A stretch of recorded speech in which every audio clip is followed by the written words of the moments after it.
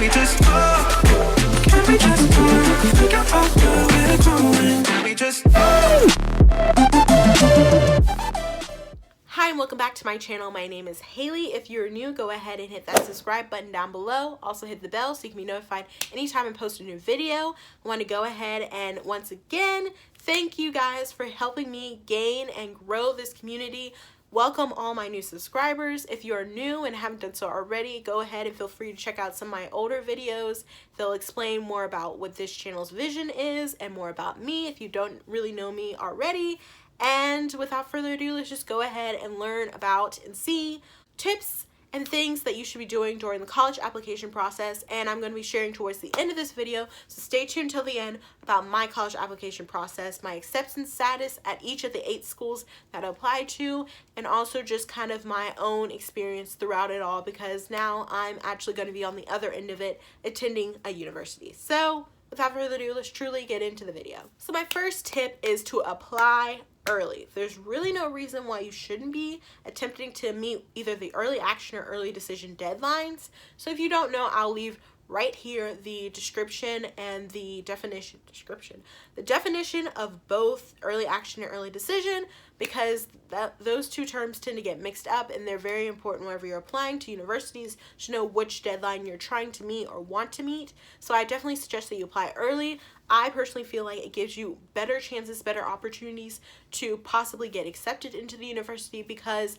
they aren't already selective in the amount of seats that they can fill, because it's a clean slate. It's only so many seats. If you wait till regular decision, now they can only give you based off of what's left, what they didn't already select based off of the first go round. You want to be the first one they select in the first pool of people, better opportunities. So go ahead and get on that now.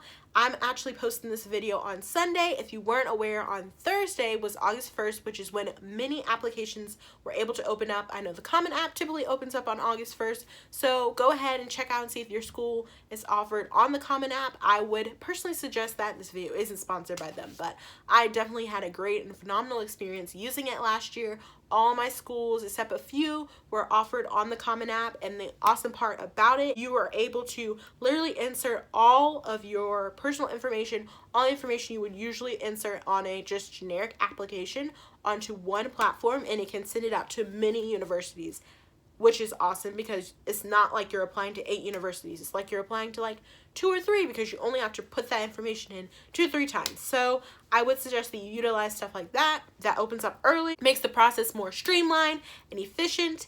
And like I said before, what do you have to lose? So the first one, apply early. It's the best opportunity you have.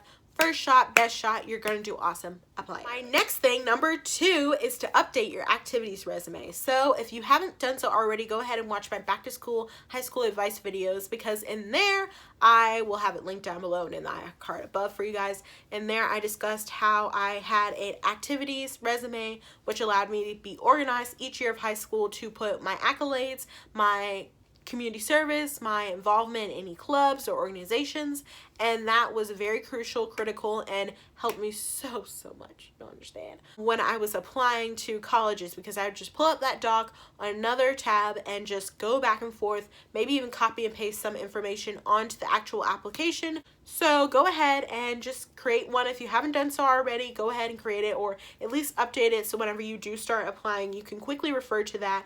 And some universities, I know there was one that I applied to, literally allowed me to upload something like that, like literally just wanted a resume of all the things that I was involved in, which made it quick because I already had it done. So you never know, it can help. So go ahead and create, or at least update, your activities resume. Number 3 is to go ahead and reach out, or at least know who your references are. I would suggest to have 2 to 3 references, 1 to 2 in your school, and then 1 to 2 in your community, because sometimes these applications will require you to have some kind of teacher recommendation, community member recommendation, and so you want to go ahead and know who those people are. You definitely want to ask them well in advance. Ask them if they would be willing to be your reference for you. I hope this is without saying, but you definitely want to pick somebody who will say positive and uplifting things about you, not the inverse, because you are trying to get into the university. So choose wisely in that aspect, but definitely go ahead and check out those people, I would say that you ask them at least 6 to 8 weeks in advance before whenever the documentation that they have to fill out or prove is due, because then you can ask them enough time. They have enough time to go ahead and thoroughly complete their end, and allows them to speak even better on your behalf. So I would suggest that. And with that, another side note is, I think through the Common App, it gives you the option to either waive or not waive your right to be able to see what those recommenders say about you. So you want to go ahead and waive your right. You don't want to have the opportunity to see what they say. It just appears better if you don't have to see what they're saying about you. You have enough faith, enough trust that they're going to say positive things about you. Again, that's why you want to pick somebody who will be saying positive things about you. So go ahead and waive your right. It just looks better on your end as the applicant just to go ahead and waive the right and allow the exchange between your recommender and the university just to happen on its own without you as the middleman in between. The fourth thing that I would suggest is to go ahead and apply to your safety schools, or schools you feel confident that you'll get into or aren't too worried about maybe necessarily going to, but you just want to have some backups. Apply to them on the college app day. So I know for my school, we had a whole day where we were able to use fee waivers for certain universities that participated in our state, and I was able to apply to 3 different universities through that. I was luckily, wait, I'm going to tell you at the end, so I'll tell you the status of each one at the end, but it was positive. I'm just going to say that, hint, hint, wait till the end to find out. But I definitely think that was the smart move to go, because financially, college apps are expensive. I mean, they can go from free to like almost $100 a piece, and that's not even guaranteed. As I was saying before my phone interrupted me, college apps are very expensive. They can go from free to $100 a piece, and that's not even guaranteeing you a minutes into the school. So you want to go ahead and save money where you can. If you do qualify for a fee waiver, go ahead and get that, scoop that up, save that money, because you're probably going to end up using it elsewhere. Trust me, senior year is a very costly year, so don't worry, it's going to be used somewhere else. It won't go without use. So go ahead and save that money if you can. Go ahead and use those promo codes, those fee waiver codes if you can through the college app day to apply to those safety schools, because you already feel really confident you're going to get into them anyway. So why spend your parent or your benefactor's money on applying to school that you feel super duper confident in when you can apply for free and still get in? So it's just kind of one of those think it through, think it smart, work smarter, not harder kind of thing. The fifth thing is to go ahead and make a calendar of the events and dates and deadlines that you have. So you want to go ahead and have down, if you're retaking the ACT or SAT, go ahead and have those listed in your calendar so you know what dates those are.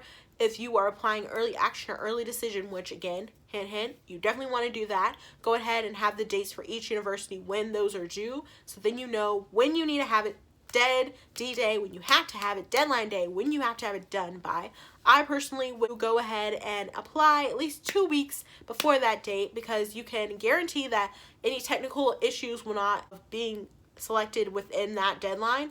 So if you do, however, feel like you won't be able to meet it because of something out of your hand, slow testing center issue or whatever, go ahead and contact the admissions counselor at that university. Most of the time that they're willing to work with you because you communicated well in advance of that issue. So if you feel like, oh, I have all my information, I can apply, but maybe my test scores for this will come in a few days outside of that deadline, just to be safe and be on the safe side, go ahead and contact that admissions counselor, because that's what they're there for. They're probably most likely for your region going to be reading your application themselves, so it shows that you're proactive, you take initiative. It can't hurt you just to ask, or at least make them aware of that sort of thing. Next thing, and this kind of piggybacks off of the last thing, is go to any college fairs, any college related events. If you can, speak to the admissions counselors, ask them all your questions. Once again, if they're at this particular college fair, 9 out of 10, they're going to be the person reading your application, because they're probably designated to one particular region or zone, and so they're there representing their university for that particular region. So they're most likely going to be the ones actually reading your application. So you want to go ahead, make yourself stand out, and you'll never know your name if you have a really good conversation with them at one of these events, or if you're contacting them constantly, asking them questions, not annoyingly, I'm not saying like bombard their email, but contacting them very nicely with concerns or questions that you might have. I feel like it really does give you somewhat of an advantage, some kind of leverage, because it's not them just seeing your name or your information on paper. They can maybe put a face to a name, or at least they know that you're taking initiative by asking them questions and wanting clarity, so showing that you really are interested in their university. So just ask them questions, be in contact with them any way you can. Like I said before, they're the ones reading your application. So getting good with the boss is all I'm saying. That kind of mindset. Just do things that can benefit you in the end. Because like I was saying, if I can say that one more time, you want to make sure that you're doing things that stack positively towards your application, towards your acceptance into the university, rather than negatively. So contact them, speak to them, ask them questions when either you're at a college fair or see them in person, or if you're communicating with them via email or phone. Make sure that you are in contact with your admissions counselor for each university that you're applying to, and especially your dream school, any school. I was just definitely making sure that you know who those people are, asking them questions, so that you get on their good side. That is it as far as my 6 tips for the college application process. Now I would like to just share with you the 8 universities that I applied to. I'm going to go through kind of the timeline of when I applied, quickly some of my emotions throughout the process, and then my acceptance status for each university. So let's go ahead and get started. So at the end of September, I think it was September 30th to be exact, I applied to Johnson & Wales University in Charlotte and Clemson University, obviously in South Carolina. Then I applied in like mid-October with the College App Day, Winthrop, Francis Marion, and Coastal Carolina, all located in South Carolina as well. Then right at the beginning of November, there was an early action deadline for the University of North Carolina at Charlotte. I applied then for there. Following that, shortly after, I applied to Queen's University in Charlotte, and lastly, the University of North Carolina at Greensboro. So the last 2 I took a minute to apply to only because they had extra components. Queen's required me to have a personal statement, and UNCG, I wanted to submit a essay in order to be eligible for scholarships, so I had to do that. So those are the reasons why I applied in that particular order. It just depends on you. And I applied early action to all of those universities because I once again wanted to give myself the best opportunity of getting admitted. I didn't, however, hear back. For most universities, I would be able to hear back within 2 to 3 weeks after applying, which was awesome. And I was getting accepted, and it was great. But for University of North Carolina at Charlotte and Clemson, it did take quite a while, about 2 to 3 months, to hear back after I had applied. But praise God Almighty, I got into all 8 universities that I applied to. And if you don't know already, I am attending Clemson University in just a few weeks, and I will be a freshman pre-business major. So that was my decision.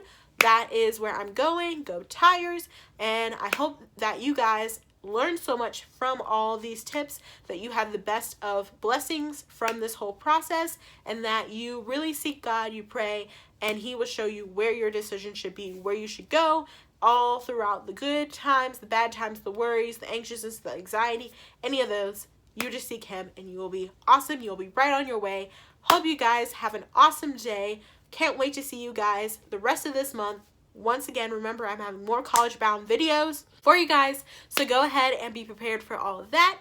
Until next time, I will catch you guys on the flip side. Bye, guys!